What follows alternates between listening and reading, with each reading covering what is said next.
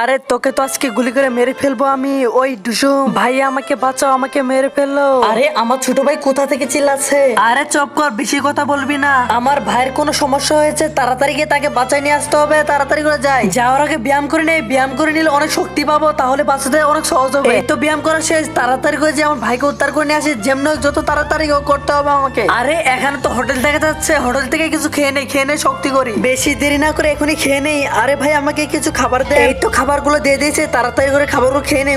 খাবারগুলো অনেক মজা। ভাই আমাকে মেরে ফেললো, বাঁচাও। তার আগে গাইস, তুমি যদি এই ছবিটাকে মন থেকে ভালোবেসে থাকো তাহলে চ্যানেলটি সাবস্ক্রাইব করে ভিডিওটি লাইক করবে। আর আমি আল্লাহর কাছে প্রার্থনা করব যে তোমার মনের আশা যেন পূর্ণ হয়।